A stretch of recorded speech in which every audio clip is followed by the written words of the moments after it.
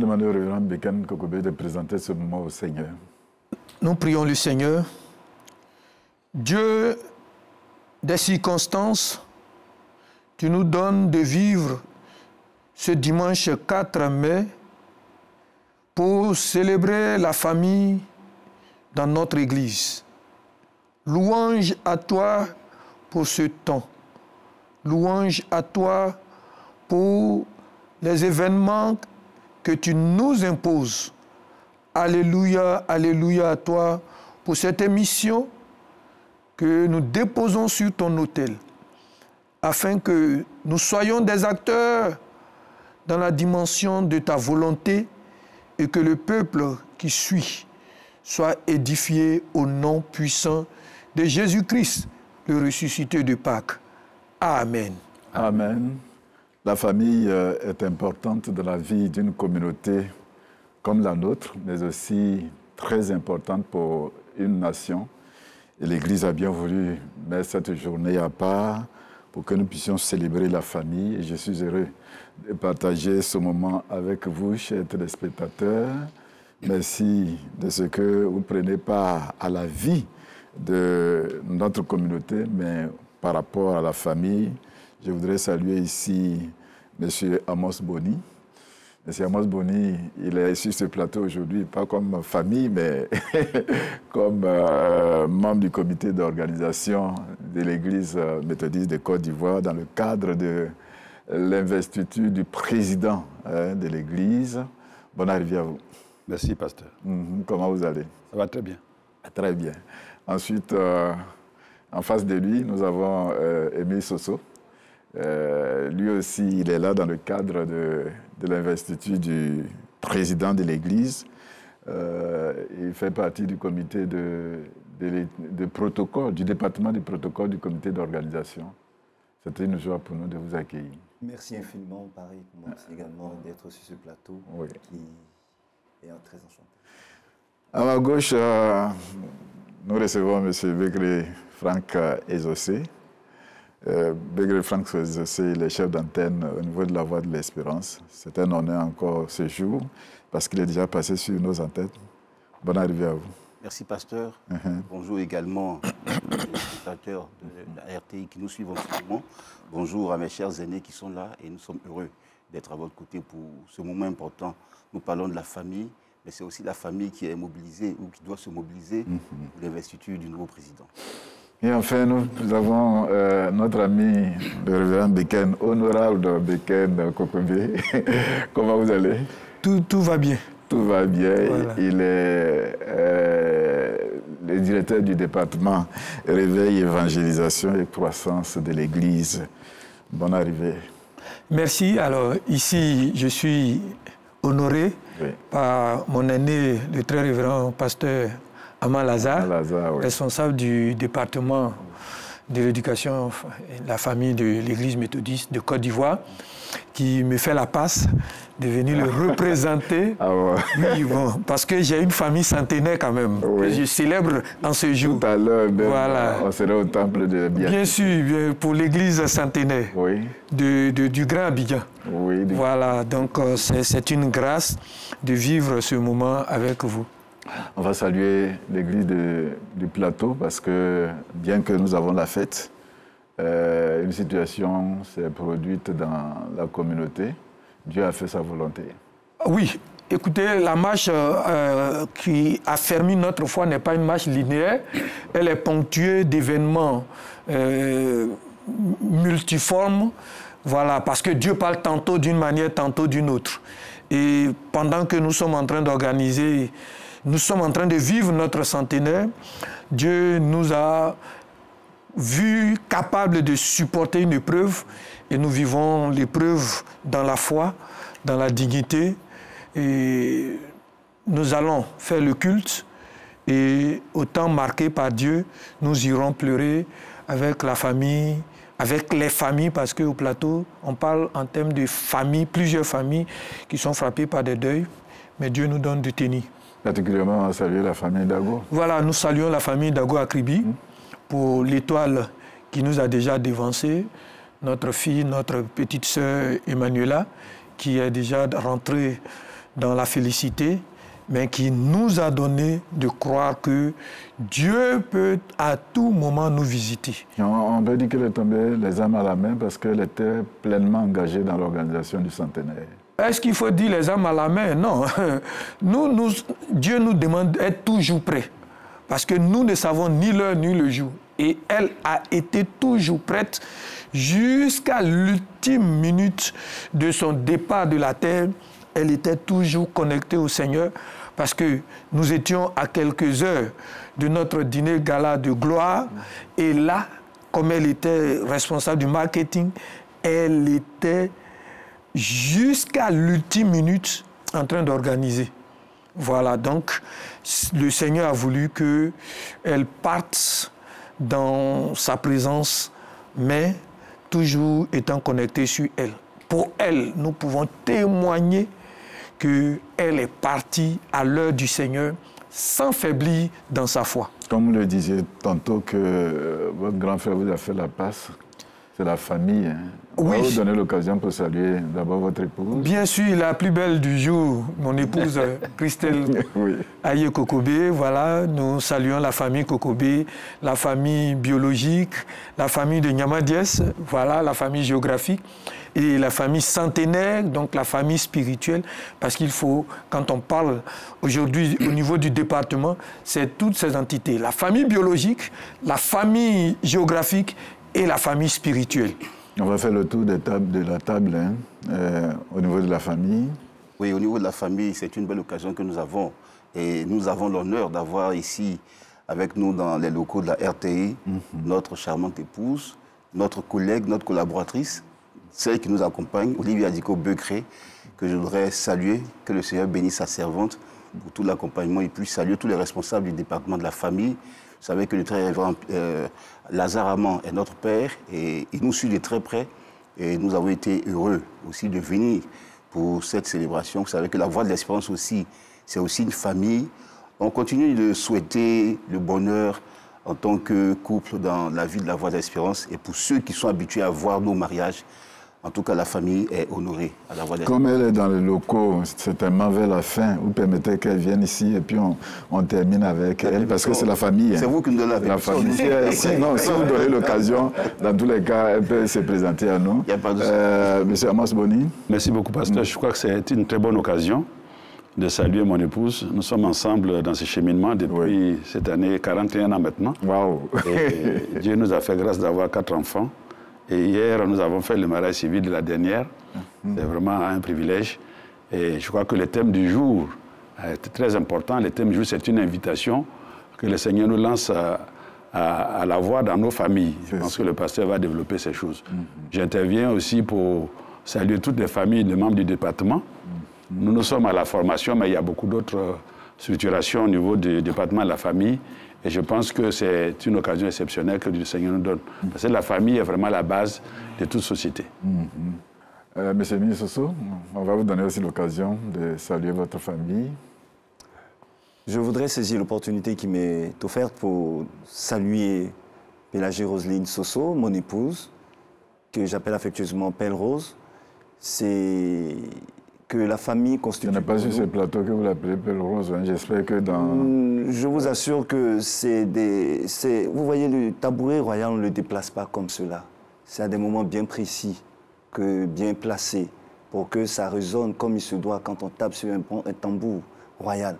Et c'est ce qu'elle est pour moi. Donc c'est pour ça que ce n'est pas partout que je l'appelle Pelle Rose. C'est à des moments bien précis. Parce que pour ne pas donner... Mais habituellement, comment vous l'appelez? Habituellement, je l'appelle... par Pélagie, s'il te plaît. Et dans le Pélagie... C'est son prénom? C'est son prénom. Dans le Pélagie, je vois quelque chose d'essentiel. C'est pas comme les gens... C'est l'appel qui agit. Voilà, c'est de ça qu'il s'agit. C'est l'appel qui agit. Et elle agit en moi. En disant Pélagie, je vois quelqu'un qui agit en moi. Et c'est elle qui me motive à faire. Alléluia. Vous voyez les circonstances dans lesquelles je m'inscris. Et aujourd'hui, sur ce plateau où toute la nation y est, et que je l'appelle Pelle Rose, vous voyez que ce tabouret royal sort au moment opportun. Et c'est là que je le dis. Devant toute la nation, devant les hommes et Dieu. Voilà, puisque Dieu est présent à travers son serviteur. Voilà un peu l'essentiel. Est-ce venu pour votre père? Notre enseignant, notre formateur.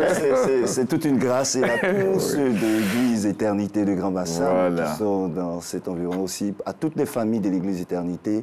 Bonne fête, engageons-nous toujours dans la voie que le Seigneur nous a donnée. Et c'est l'occasion aussi de dire merci à toutes nos mamans, à tous nos hommes aussi également, qui permettent à ce que l'Église avance en famille, parce que voir Jésus dans la maison, Jésus en famille. Je profite de l'occasion pour saluer le secrétaire du comité d'organisation, c'est cela? Bien sûr. Le frère David Agbagni. Voilà. Merci à vous. On salue aussi votre épouse. Vos communautés seront jalouses. Vous avez salué la famille du département. Lui, il a salué son épouse, sans que vous ne puissiez faire allusion à vos communautés. Galilée de Tokui? Bien sûr. Bien sûr. Il ne fallait pas peut-être monopoliser trop la parole. Voilà, d'accord. L'extension pourrait se faire très rapidement. Ça va de soi. La famille du plateau de Cuir du district d'Abobo. D'accord. Voilà. Franck? Je vous donne du Makori. Merci. Tu n'as pas tari. Non, la des chrétiens de qualité supérieure et toutes les familles sont de qualité supérieure. D'accord. Révérend pasteur Adou Odilon, soyez salués. D'accord. Toutes les autres familles. Le thème que l'Église a proposé aujourd'hui, c'est voir le Seigneur à la maison, la famille en famille. On va écouter le révérend Beken pour nous exhorter par rapport à cela, avant de venir à l'investiture. Alors, les textes Job 42, 1 à 6 dans l'Ancien Testament, et puis dans le Nouveau Testament, Actes des Apôtres au chapitre 10, versets 23 à 35, et Jean chapitre 20, les versets 19 et 20, puis 24 à 29. Alors c'est le texte cité en dernière position qui nous sert de socle et il est ainsi libellé dans la version que nous avons.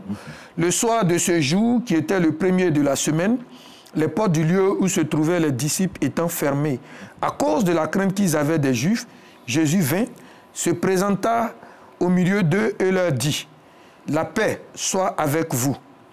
Et quand il eut dit cela, il leur montra ses mains et son côté.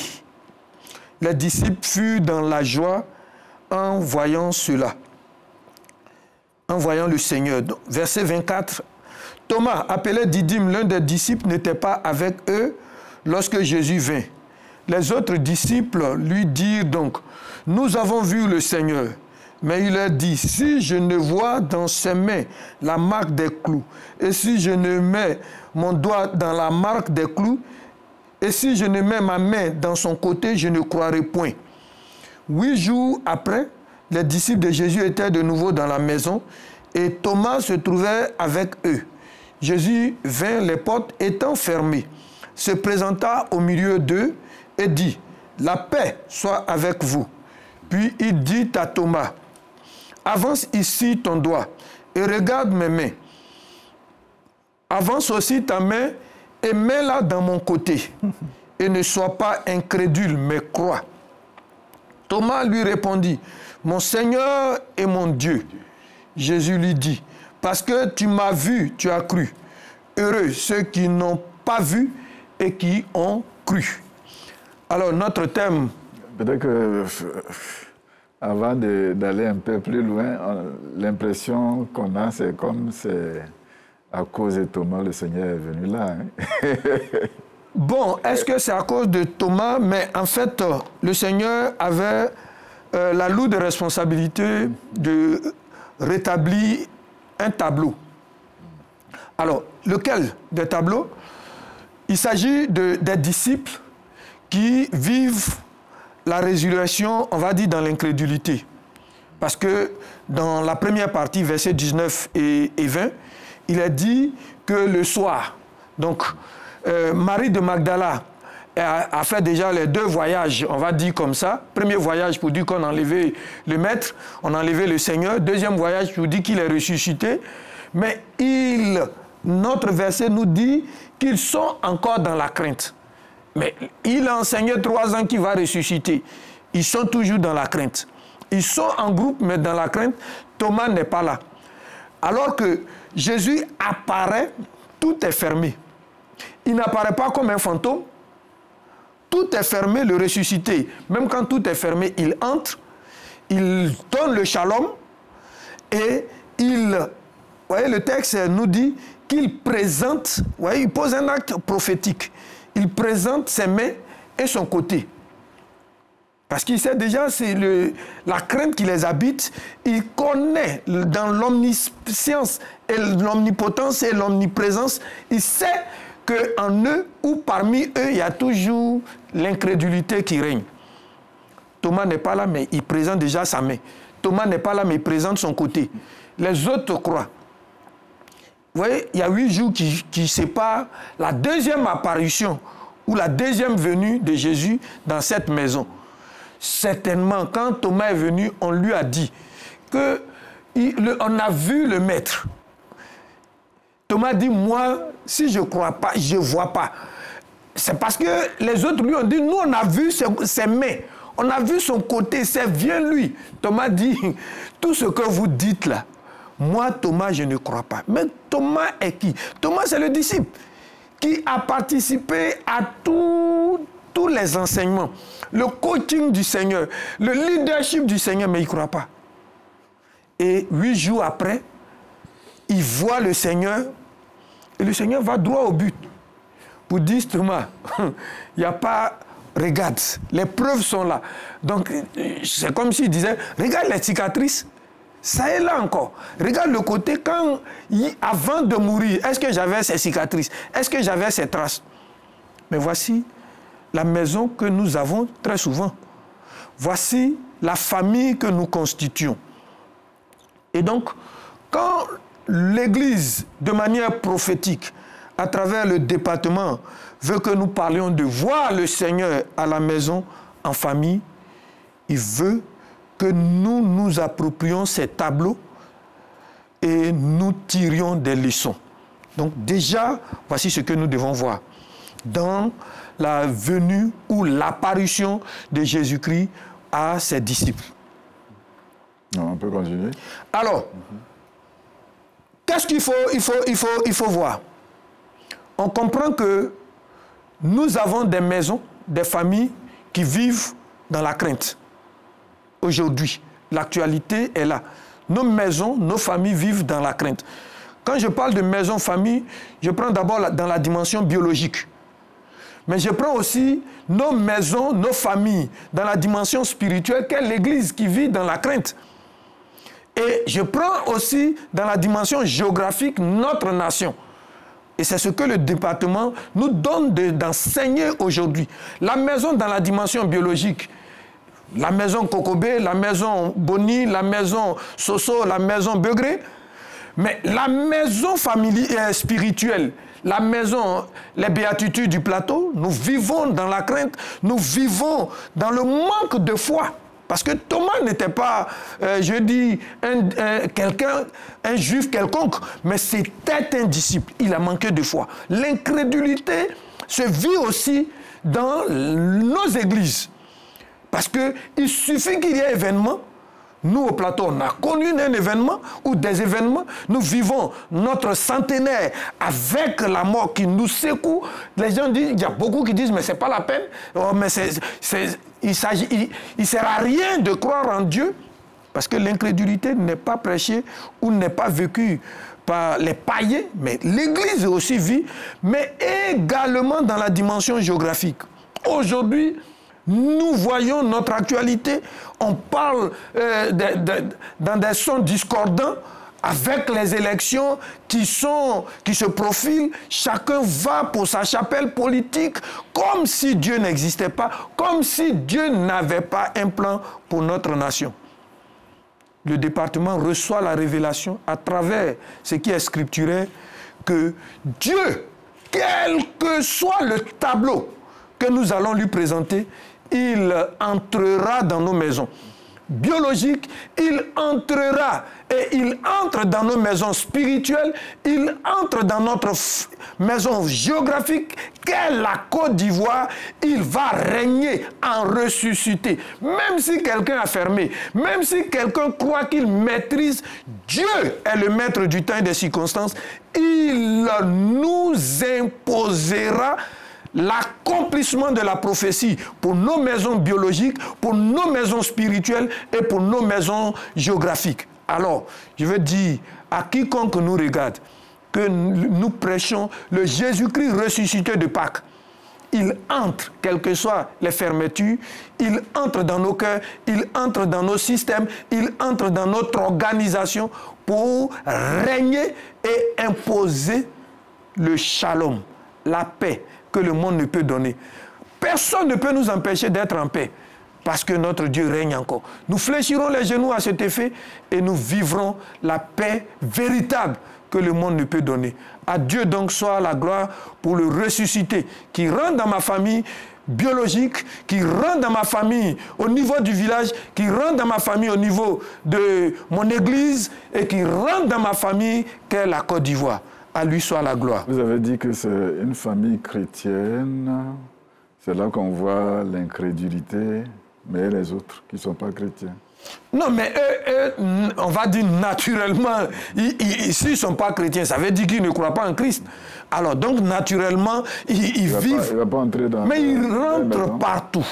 Quand Jésus-Christ, il n'est pas mort pour les chrétiens, il est mort pour quiconque croit. Quiconque. Donc, il est le Dieu du quiconque. Il est le Dieu qui appelle quiconque. Et c'est pourquoi, justement, nous sommes sur ce plateau. Parce que ce ne sont pas les chrétiens qui nous regardent. C'est le quiconque qui me regarde et qui croit que Jésus peut entrer. Même si tu as fermé ton cœur, il a la capacité. C'est pourquoi tu nous suis aujourd'hui. Quand tu nous suis, il frappe à la porte de ton cœur. Alors, sors de l'incrédulité, comme Thomas, à un moment donné, il est sorti de l'incrédulité. Donc, quand tu nous regardes, c'est le Seigneur qui entre dans ta maison. Voilà, sinon tu pourrais zapper. Mais si tu nous regardes, c'est parce que le Seigneur veut faire de toi la lumière, veut te donner le shalom, la paix véritable. Parce qu'aujourd'hui, on a peur. Les vices, on est obligé de se donner à l'alcool, on est obligé de s'adonner à des pratiques contre nature, parce qu'on a peur de l'actualité, on a peur du lendemain. Mais Jésus-Christ est maître du temps et des circonstances. Tu l'acceptes dans ton cœur, il entre, il soupe avec toi, il fait de toi une référence pour que, ensemble, nous bâtissions une nation où la paix n'est pas prônée du bout des lèvres, mais la paix est vécue dans son authenticité. Voir le Seigneur à la maison, en famille. J'espère que, Mme Boisbrine, le Seigneur rentre dans ta maison. Avec Mme Abaka, le Seigneur entre aussi dans votre maison. On va faire une pause musicale pour permettre de méditer ce que nous venons d'entendre, pas seulement sur ce plateau, mais tous ceux qui nous regardent, parce qu'ils ont besoin de comprendre que le Seigneur entre dans leur maison.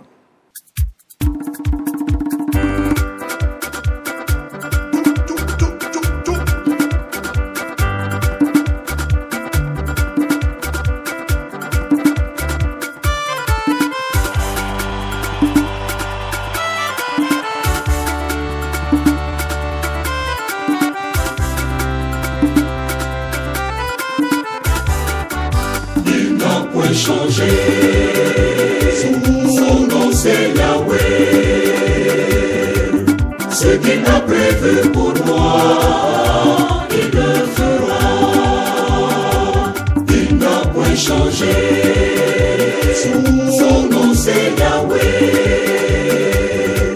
ce qu'il a prévu pour moi, il le fera, il le fera.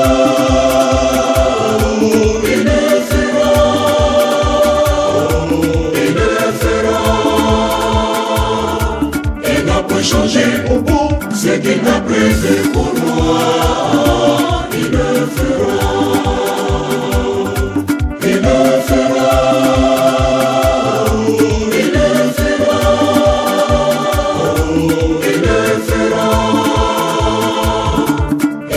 changer beaucoup ce qu'il a prévu pour moi. Il le fera. Ne t'inquiète pas, mon Dieu est fidèle. Il ne faillit pas ce qu'il a promis. Il le fera.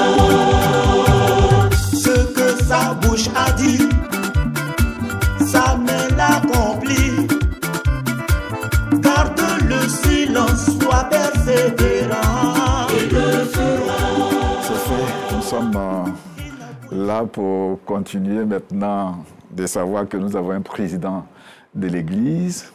L'autre étape, c'est de l'investir comme bishop de l'Église méthodiste de Côte d'Ivoire. Et je suis vraiment heureux de partager encore ce moment avec vous.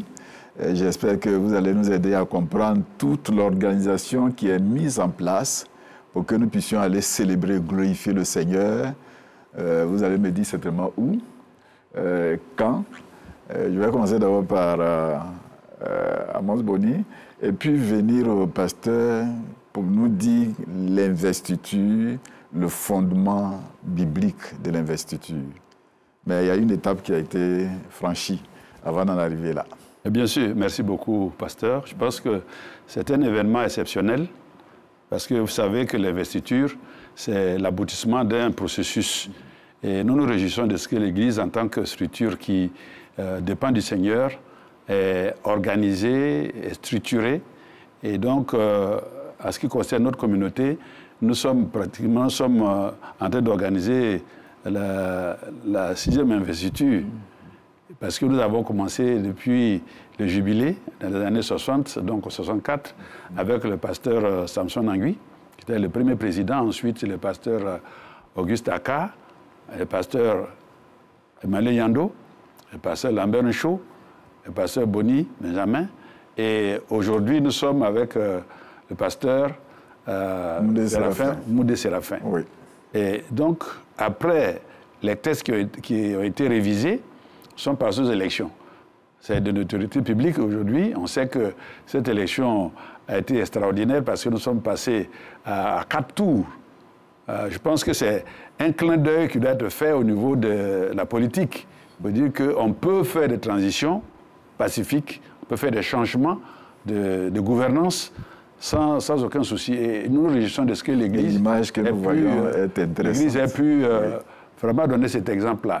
Et aussi exceptionnel que cela puisse être, cette année 2025 a vu, déjà même à la fin de 2024, le changement au niveau de beaucoup de communautés. Il y a l'Église catholique qui a eu un changement avec un nouveau cardinal, l'Église des Assemblées de Dieu avec un nouveau président, la Fédération évangélique avec un nouveau président, et on s'attend, je crois, au mois d'août au niveau de la CEMA avec un nouveau président. Heureusement que l'Église est vraiment aux avant-postes en tant que modèle. Et donc, l'investiture du nouveau président de l'Église, c'est le 18 mai. Le 18 mai, et c'est un événement exceptionnel. Toute l'Église est mobilisée, vraiment pour cela. Nous allons donner les détails, mais déjà, on voudrait vraiment lancer l'appel à tout le monde, parce que personne ne doit se laisser raconter cette histoire. Il faut y être, comme nous l'avons été déjà en 2007 avec l'investiture du Bishop, et puis aussi ces grands événements du centenaire de 2014, n'est-ce pas, que nous connaissons, et dernièrement le 31 août avec la journée de reconnaissance à Dieu et de réconciliation que nous avons eue au Palais des Sports. Voilà, donc nous allons aller beaucoup plus en détail, mais déjà, on a retenu une date le 18 mai 2025 au stade Faubourg. Voilà. Tout à l'heure, on viendra à Begrefran, passé en 2014, c'est ça, non? Oui. Au moment du centenaire, il y a eu une grande mobilisation au niveau de la Voie de l'Espérance. Peut-être qu'on va revivre cela encore cette année. Bien sûr. Pour l'investiture, mais je voudrais savoir l'investiture. Est-ce qu'on est obligé d'investir? Est-ce que c'est un fondement biblique? Alors, le mot investiture vient du latin médiéval, investitura, voilà, qui, de manière étymologique, veut dire s'habiller en robe ou bien mise en possession.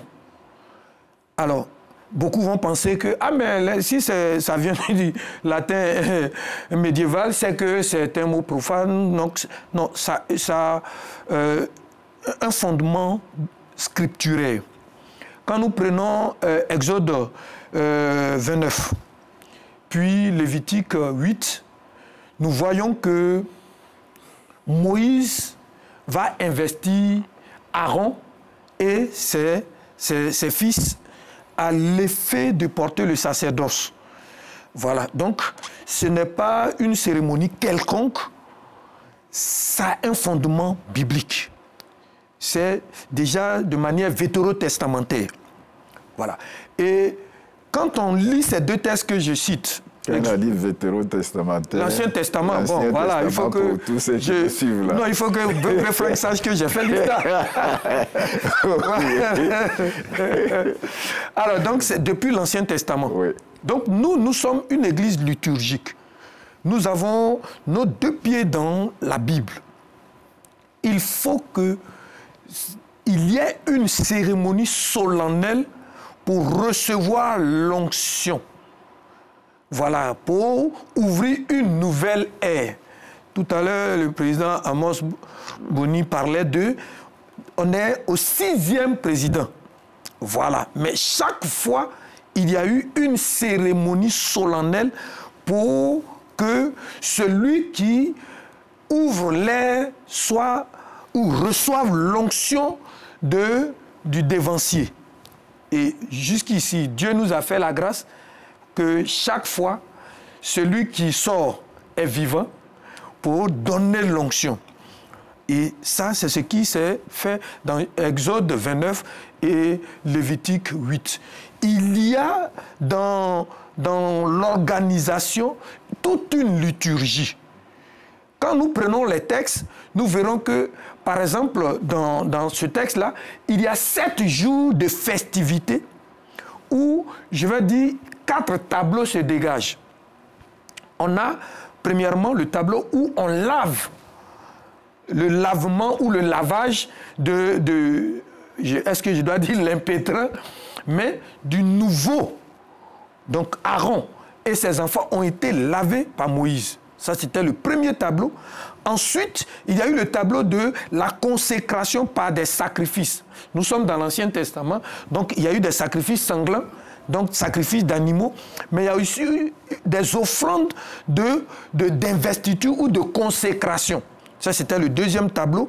Après, il y a eu le revêtement d'habits, parce qu'il y a des habits sacerdotaux qu'on porte. Voilà.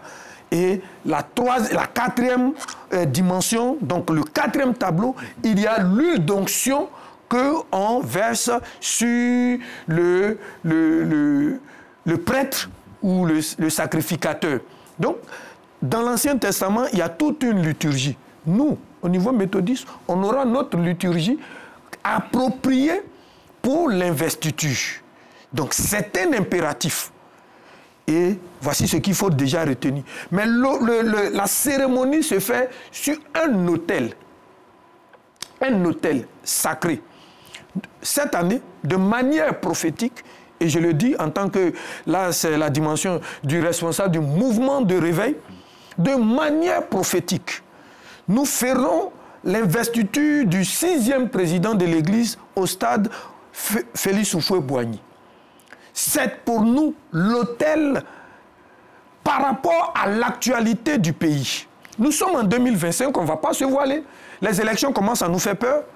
Mais cet autel qui hier, au temps du premier président de la République, était le stade Géo-André, a été l'autel où le président, après avoir reçu l'onction de nous, nos pères, les pasteurs méthodistes, au temple, qui est aujourd'hui le temple des Béatitudes d'Abidjan Plateau, le président de la République, le président Félix Houphouët-Boigny, a marché pour aller à l'Assemblée territoriale, qui est aujourd'hui l'Assemblée nationale. Oui. Il a proclamé, et de là, il est allé au stade Géo-André pour vivre ce moment festif avec le peuple de Côte d'Ivoire. Alors, nous, Église méthodiste de Côte d'Ivoire, nous allons restaurer cet hôtel qui est l'hôtel Félix Houphouët-Boigny. Et c'est là que le 6e président va prendre toute l'onction de l'Église à partir du bishop, on va dire bishop honoraire, et tous ses pairs, pour que l'Église puisse, par les prières, crier à Dieu, afin que 2025 ne soit pas apocalyptique pour la Côte d'Ivoire, mais que ce soit une année de gloire. Parce que là où des vampires s'attendent à boire du sang, le Seigneur, dans sa grâce, va nous donner de fléchir les genoux pour que cette date soit une date historique. Je n'ai plus envie de poser la question si c'est important, l'investiture. Oui. Oui. Bien sûr, je voulais, avant d'aller plus loin, informer nos téléspectateurs qu'à cette même occasion, le président national des laïcs sera aussi installé. Et donc, notre sœur, Mme Ako Simone, va donc succéder au professeur Louis Abois. Sachant que déjà, vers la fin des années 90, il y a eu d'ailleurs son Excellence Satien Kwasi qui avait vraiment été investi pour diriger les laïcs au niveau national. Ensuite, il y a eu le frère, le président, l'ancien responsable d'Abidjan, n'est-ce pas, d'ici d'Abidjan, M. Nkoumou Moubio. Et ensuite, quand nous sommes rentrés à l'église méthodiste unie, il y a eu le frère Yohou Jean. Ensuite, son Excellence Aka Emmanuel. Et nous avons terminé avec le professeur Abois. Aujourd'hui, donc, c'est notre sœur Ako Simone avec son colistier, c'est-à-dire son adjoint, notre frère Louis Don, qui vont être aussi installés parallèlement à l'investiture du nouveau bishop. Voilà, donc c'est une double cérémonie et c'est très important pour que nous puissions vraiment le prendre au sérieux et vraiment converger de manière exceptionnelle au stade Félix Houphouët-Boigny. J'arrive, le journaliste, j'arrive. Il y a M. Léonard. Jean-Émile qui voulait prendre la parole. Et ça me fait plaisir. Oui. Ça me fait plaisir. Mais il faut noter, je voudrais dire merci au révérend pasteur Beken Kokobé des Béatitudes du Plateau, la vitrine de l'église méthodiste, pour dire que cette date du 25 mai n'est pas... Du 18 mai, pardonnez, du 18 mai est une date très importante pour l'église méthodiste parce qu'il s'agit de la journée de la mission. Ah d'accord. Hadesgate. Et Hadesgate, c'est quelque chose pour les méthodistes très important. Et c'est ce jour que notre bishop est investi. Donc imaginez ce que... On va clarifier les expressions. Hein. Le président, le très révérend Mondé, serait investi. Et les présidents de l'église seraient investis bishop. C'est comme ça qu'on va dire. C'est ça. Donc à partir de 18, il devient bishop de l'église méthodiste de Côte d'Ivoire. Oui, ça c'est bien indiqué. Voilà. Merci vraiment pour cette précision. Et c'est une journée particulière. Et c'est pour cela que je voudrais abonder dans le sens de la mobilisation pour dire que ne restons pas à la maison. Ne restons pas à la maison parce que la valeur spirituelle, l'enjeu spirituel est de taille. Rester à la maison, ce serait ne pas être acteur de cet événement majeur. Nous ne serons pas des spectateurs. Nous ne viendrons pas seulement pour applaudir, mais par nos prières, par notre présence, par notre engouement, par notre dévouement, par nos cantiques que nous allons exécuter, alors nous devenons des participants et des acteurs principaux même de l'événement, de l'investiture de ce nouveau bishop que nous avons. Donc voilà. Maigre Franck, je vais vous écouter, mais il y a beaucoup de symbolisme dans ce que nous venons de dire par rapport au président, parce que ça fait longtemps que notre nation ne connaît pas, comment on appelle, passation de charges, paisible. Il y a tout cela que Dieu veut nous révéler. Mais en tant que journaliste... Avant d'arriver à ce que vous dites qui est aussi très important, je voudrais revenir sur l'intervention du révérend pasteur Didier Beken Kokobé qui nous met à l'aise. Parce qu'on a fait des recherches, on s'est demandé, mais l'investiture, et Dieu merci, nous avons des éléments bibliques qui nous confortent dans cela. Mais si nous prenons l'histoire de notre Église, pour ce que nous sommes, vous allez constater, et ça je le dis pour les téléspectateurs, pour que nous puissions comprendre l'importance et la quintessence de cette investiture. C'est le président sortant qui investit le président qui entre. Oui. Le deuxième pasteur de l'église, le pasteur Samson Ago Nangui, il est le deuxième pasteur après Martin Mel. Il a été, lui, investi par le président de la conférence de Grande-Bretagne, qui est venu ici pour l'investir. C'était au plateau. Et oui, lui, c'est l'histoire. Lui, à son tour, a investi le président Lambert Aka. Le président Lambert Aka a investi le président Emmanuel Yando. Mais ce qui est intéressant ici, moi je voudrais relever le volet de l'humilité. Parce que lorsqu'on arrive sur le président Yando Emmanuel, lorsqu'on prend la consécration des pasteurs, pour l'information que nous avons, le pasteur Yando et le pasteur Ncho, Lambert Ncho, sont de la même génération, ils étaient consacrés en même temps. Mais le pasteur Lambert est au-dessus. Mais le 20e pasteur devient le président de l'Église. Il a été investi par le président Yando, et quand le président Ncho vient à la tête, bien qu'étant son aîné dans l'ordre de consécration, comme vous le dites chez vous, oui, il accepte de recevoir la consécration. Pour dire, ce n'est pas une affaire de... comme c'est le grand frère, comme c'est le petit frère.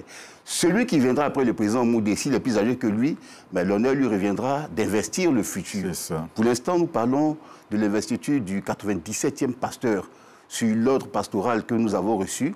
Il est le 97e pasteur. Il a été consacré le 3 novembre 2003 au jubilé de Cocody. Si on faisait le 30 mars, il serait très heureux d'avoir été consacré au jubilé et on l'investit en tant que président au jubilé. Ça allait être aussi une autre histoire. Mais le pasteur de l'évangélisation, de la mobilisation, l'a dit aussi. C'est un signe important.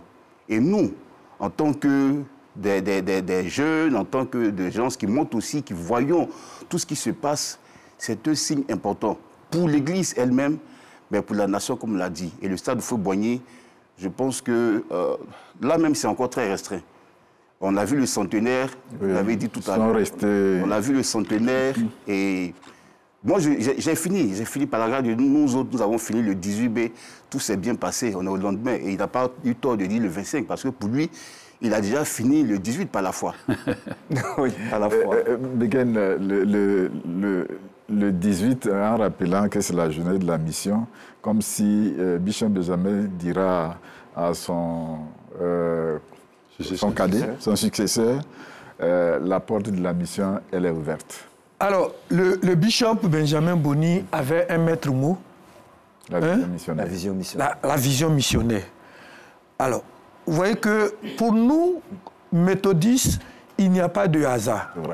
Nous savons que le supérieur bénit l'inférieur. C'est un impératif injonctif. Voilà, ce n'est pas à discuter.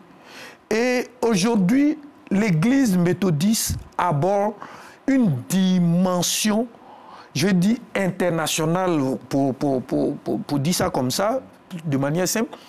Mais nous sommes en train de nous repositionner dans notre place que nous avions tendance à, un temps soit peu, je le dis, peut-être à ma honte, on avait un temps soit peu négligé. Alors, nous repartons dans ce nouveau souffle en prenant appui sur un site ou à partir d'un site évocateur. Voilà, les férus du football diront, c'est au Félicia. Parce que nous sommes dans une dimension plus grande. Moi, je suis pasteur de l'église du Plateau. Cette année, 2025, j'ai parlé, faut pas, quelqu'un va être un peu gêné, mais j'ai parlé du triangle, le triangle spirituel. Au niveau du Plateau, le 6 août, dans le vécu de notre centenaire, partie du 6 août d'un culte dans l'enceinte de l'église qui a vu la consécration de la Côte d'Ivoire par Houphouët-Boigny à Dieu, à partir de l'autel qu'aujourd'hui nous appelons les béatitudes d'Abidjan Plateau, la marche prophétique pour aller à l'Assemblée nationale, et puis de l'Assemblée nationale, on va avec les fidèles des cantiques, si l'État nous le permet, parce que nous sommes en train de faire la demande, donc du stade, non, de l'église à l'Assemblée nationale, de l'Assemblée nationale au stade Félix Houphouët-Boigny, du stade Félix Houphouët-Boigny au temple. Vous voyez le triangle. Et c'est ce que nous sommes en train de valoriser à partir de l'investiture. je veux dire aux méthodistes que le 18, les responsables viendront. Mais il ne s'agit pas, on ne cherche pas des fidèles au stade Houphouët-Boigny. On cherche des intercesseurs. Chacun de nous, dans sa dimension sacerdotale, que je sois choriste, que je sois conducteur, que je sois prédicateur, chacun dans sa dimension sacerdotale vient le 18 au stade de Félix Houphouët-Boigny pour dire à Dieu que nous, en Côte d'Ivoire, nous, méthodistes, nous disons que nous sommes en mission pour la paix, pour le shalom. Nous sommes en mission pour des élections paisibles. Nous sommes en mission pour une Côte d'Ivoire glorieuse, avec, pour les 8 années à venir, son humble serviteur que le président sortant ou le bishop sortant à qui va donner l'onction pour nous paître. Voilà notre message. Donc, personne ne doit rester à la maison pour dire que, bon, on va transmettre ça, ça sera sur les réseaux sociaux. Non. Tous, nous devons venir au stade parce que c'est là l'autel à partir duquel le rayonnement de l'Église méthodiste doit être effectif. Nous en venons à la mobilisation. Nous arrivons à la mobilisation, mais d'abord, on sera vêtis comment? Voilà. Alors, concernant l'aspect du vêtement que nous devons porter, tout pagne méthodiste, avec le nouveau logo. Le nouveau logo, c'est celui. Il n'y a que 3 pagnes. Oui, il n'y a que 3 pagnes. Les pagnes des femmes. Ah, si, les femmes des pagnes. Des femmes et tout ça, mais tout pagne méthodiste avec le nouveau logo.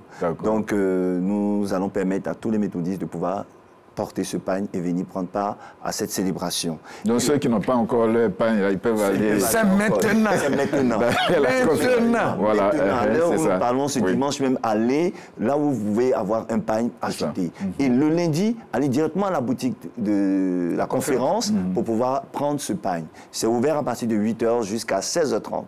Mais de manière spécifique, on demandera à la boutique de rester jusqu'à 17h au regard de tout ce qui va se passer pour que tout le monde puisse avoir... Dans le sens de la mobilisation. Dans le sens de la mobilisation. Alors, 6h, je continue toujours, si vous me permettez. Allez-y. Dans le sens de l'ouverture des porteurs du stade Félix Houphouët-Boigny, nous pouvons dire qu'à partir de 6h, les porteurs du stade Houphouët-Boigny seront ouvertes pour permettre à tout le monde de pouvoir accéder aisément. D'accord.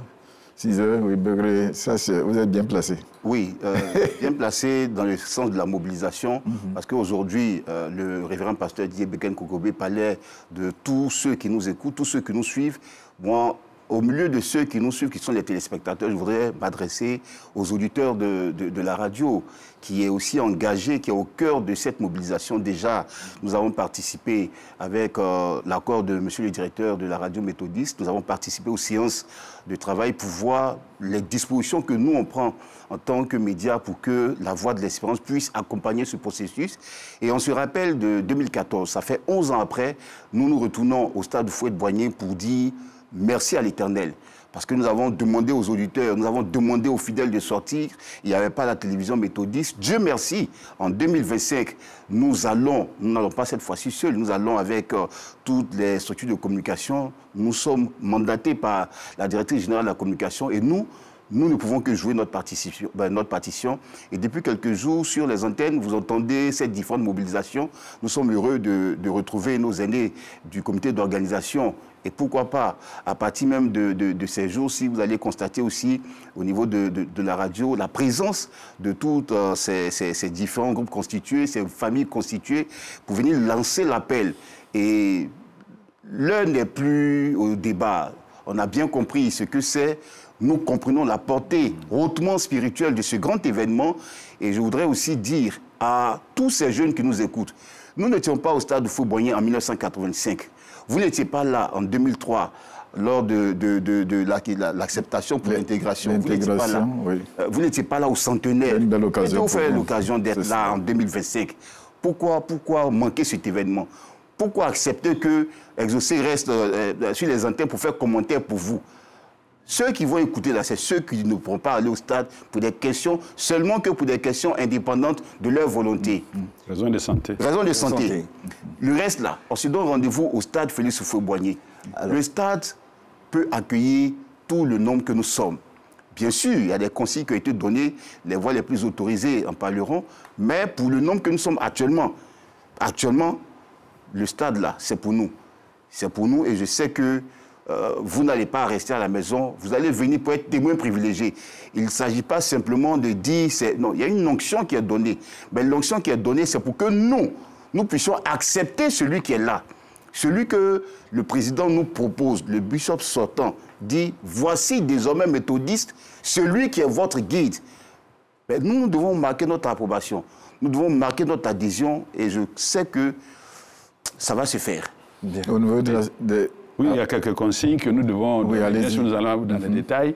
Déjà, il faut savoir que, compte tenu du nombre de personnes, nous souhaitons que les parents ne viennent pas avec des enfants à bas âge. Nous pensons que déjà, les enfants qui sont de l'école de dimanche jusqu'à 15 ans, souhaiterions que les parents puissent les maintenir à la maison.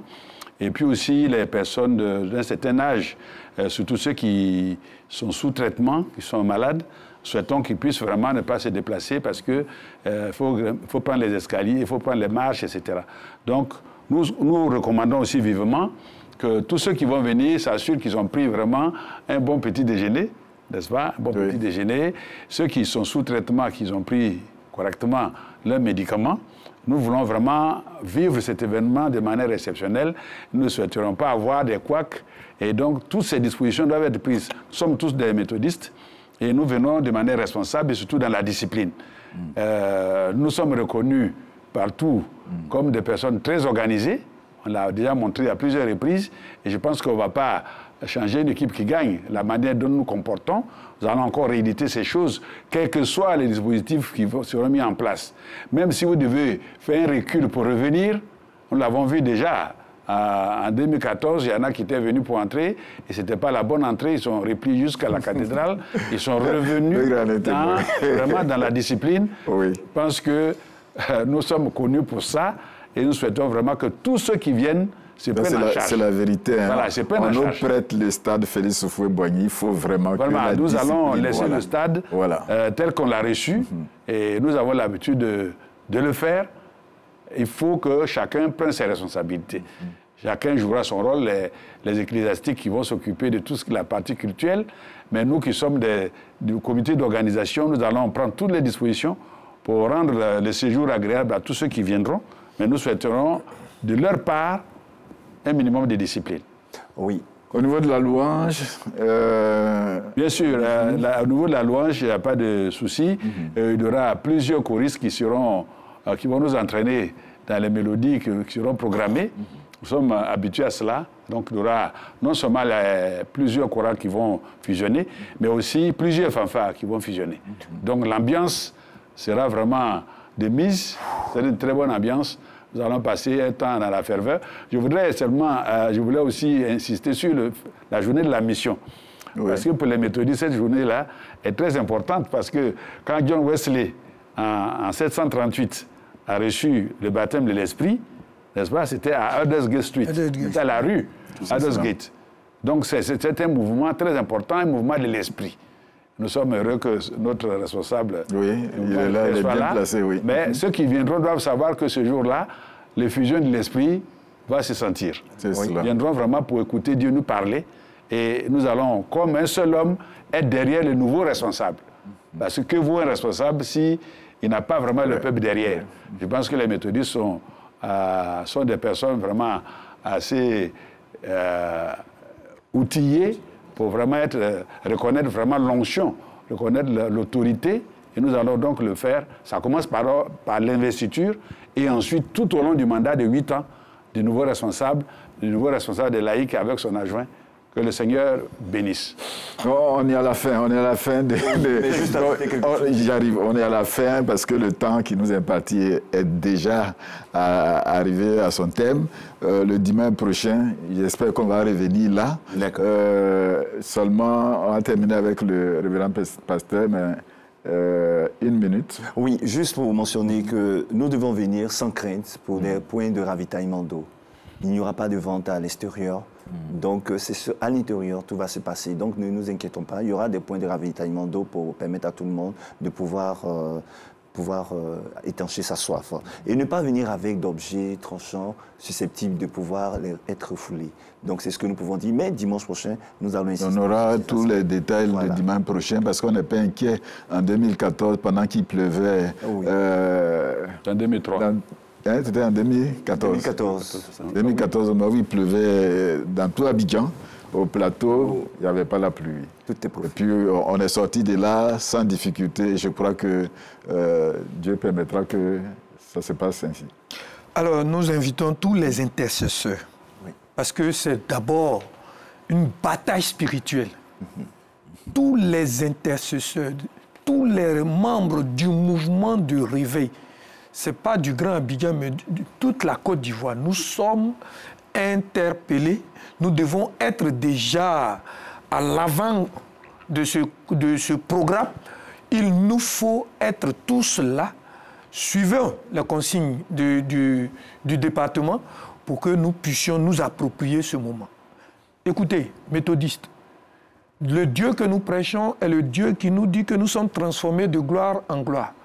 Si nous avons connu 2014 une gloire, mais 2025 doit être la gloire supérieure à celle de 2014. Donc il faut que la note que nous avons reçue de nos autorités au niveau du gouvernement par rapport à 2014 soit la note supérieure cette année. Oui. Donc il nous faut une mobilisation disciplinée, une mobilisation de taille, mais une mobilisation qui confirme que nous sommes les méthodistes. Et comme c'est la journée de la mission, alors nous attendons tous les missionnaires de l'Église de Côte d'Ivoire, c'est-à-dire missionnaires chantres, missionnaires choristes, missionnaires conducteurs, missionnaires prédicateurs, missionnaires communicateurs, missionnaires à tous égards. Nous devons faire le plein de ce stade-là à l'effet de dire à la Côte d'Ivoire que l'Église méthodiste est une église d'intercession et c'est une église qui crie à Dieu pour un vivre ensemble parfait selon Dieu. Merci à vous. J'ai fait la promesse qu'on devait recevoir Olivier Adiko, David qui est là avec nous pour qu'on puisse dire au revoir à nos téléspectateurs. Vous venez avec nous. Olivier Adiko de l'épouse de Begré Franck Ezouti. À sa droite.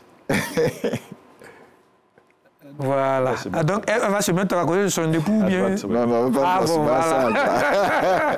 Pas forcément ça, voilà. Je crois que nous sommes à la fin. Merci à vous d'être avec nous ce moment. Certainement, le dimanche prochain, on sera avec vous. On va dire au revoir à nos téléspectateurs parce que le cap est dirigé vers 18. Mais d'ici, on va au voilà, d'ici, on va au Béatitude. Oui, pour le culte. Voilà. Parce qu'il y aura un cocktail juste à la fin. Voilà. Que le Seigneur vous bénisse abondamment. Merci pour la confiance. On se retrouve au dimanche prochain. Merci. Merci.